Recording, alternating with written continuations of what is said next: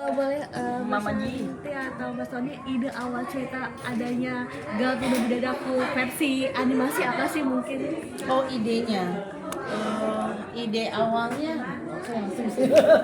ide awalnya adalah kan kita waktu itu decide untuk bikin film animasi kita yang pertama dengan IP Garuda Dadaku. Nah, pertama mesti dipikirin dulu oke, karena ini juga berasal dari film yang udah ada sebelumnya. Kita waktu itu mikir oke, ceritanya mulai dari mana ya, apakah kita benar-benar remake film pertamanya atau kita kita memperlebar dunianya, karena sudah ada IP awalnya, jadi kita mesti berpikir ulang bagaimana menata cerita yang pas untuk animasi. Nah, mungkin yang paling penting kan Roni tambahin ya. Yang paling penting adalah gini. Pada waktu kita menentukan ide awal ceritanya adalah kita harus melakukan sesuatu di animasi yang kita tidak bisa lakukan di live action gitu. Makanya muncul ide-ide karakter yang ada di film animasi ini, khusus ada di film animasi ini. Kira-kira kayak gitu. Ya kan, Ron?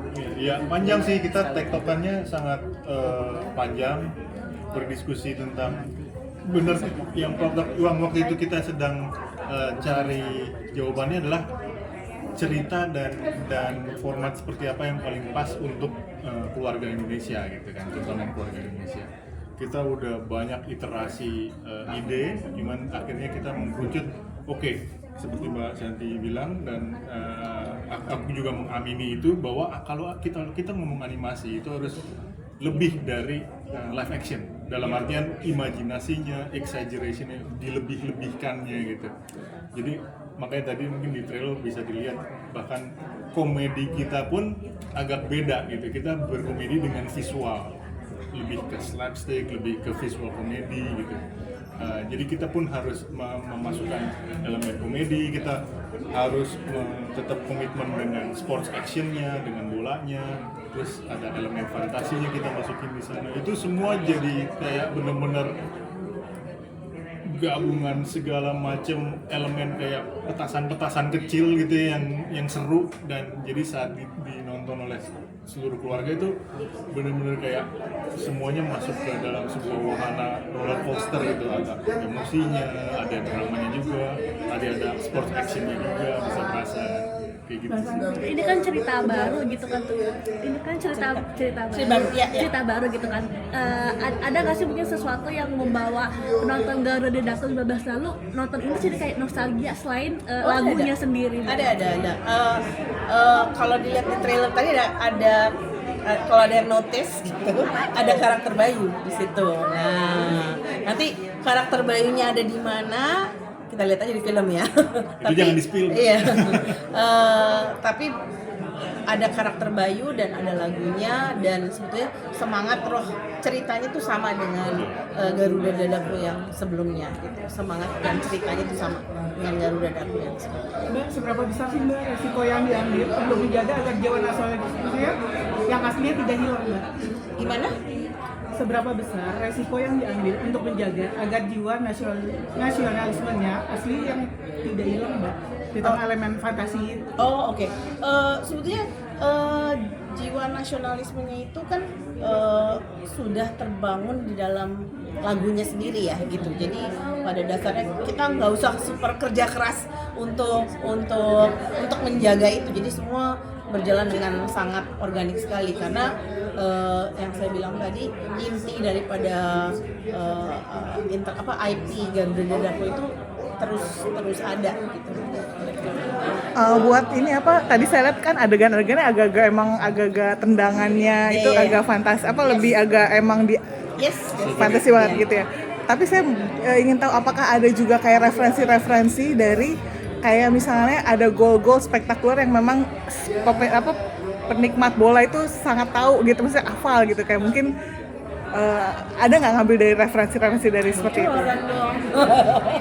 Tapi pasti kita pasti ada. Karena memang dalam animasi itu kan sebenarnya kita bilangnya ilusi kehidupan. Jadi itu kan nggak nyata, itu semua karakter itu kan rekaan komputer gitu ya, kita pakai komputer bikin dan menggerakkan karakter itu. Nah, sebuah animasi yang baik itu harus bisa mengilusikan bahwa Putra itu pada saat kita nonton, oh iya loh dia berasa lo desperate-nya gitu. Si Gaga sama Putra itu benar-benar berantem gitu. Nah itu ilusi kehidupan. Nah pada saat kita mau menghadirkan itu, kita harus banyak ambil referensi dari dunia nyata. Termasuk dalam adegan-adegan pertandingan sepak bola yang tidak boleh di-spill gitu. belum. Mas Shanti dan Mas Roni, ini kan sebenarnya film animasi lagi hangat-hangatnya nih akhir-akhir ini. Ada yang berhasil, ada juga yang ngedrop. Ada tantangan tersedih nggak atau tertekan gitu merasa kayak mau ngerilis animasi nih gitu? Pasti lah ngerilis semua film juga pasti laku apa enggak atau jalan atau tidak gitu. Besar harapan saya bahwa karena cerita Garuda di Dadaku ini sudah pernah ada, jadi bahwa kita tuh adalah melanjutkan semangatnya. Kebetulan memang format berceritanya adalah melalui animasi. Jadi yang kita lakukan adalah kita lakukan yang terbaik dalam bercerita dalam format animasi. All what we can do is we try the best gitu. Itu kuncinya sih itu sih, berani bermimpinya Ya, itu. itu. Itu kan salah satu bagian dari Betul sekali. Sama kayak lu udah pernah nonton film yang pertama, terus mungkin ada kenangan apa gitu di film itu? Pernah dong. Aku nonton yang pertama sama yang kedua tuh. Aku udah ngulang berapa kali gitu. Soalnya seru banget emang filmnya. Jadi pertanyaan apa ya? Ada memori apa gitu mungkin paling memorable. yang paling memorable dari film itu? Iya.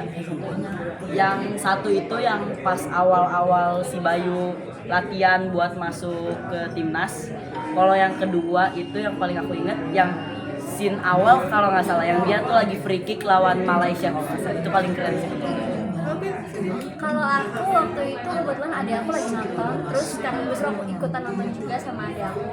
Terus menurut aku adegan yang paling deg-degan sih waktu motion tuh lagi dijelasin di dalam. Ya itu bener. Wah itu aku langsung kayak deg banget lah. Yang dia diganti jadi kapten itu ya. Iya Bener. keren banget. Terus saya boleh tahu ini nggak sih pemilihan pemain yang lain? Saya lihat Emir juga main lagi ya. Terus iya maksudnya terus udah gitu ada juga Asi gitu.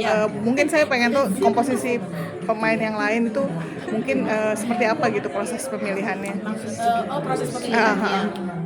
Sebetulnya kan kalau casting untuk animasi itu juga karakter dan juga suara juga ya. Jadi karena yang akan kelihatan kan suaranya, jadi basically pada waktu kita casting tuh oke, karakternya di dalam animasi ceritanya seperti ini dan kita juga mesti berpikir the character of the soundnya seperti apa dalam casting. Mungkin itu yang membedakan sedikit dengan live action ya. Jadi karena kan kalau pada waktu film animasi main yang paling pembeda adalah suara gitu. Jadi mesti membedakan karakter 1 dan 2 dan 3 dan 4 gitu. Jadi the character voice is very important.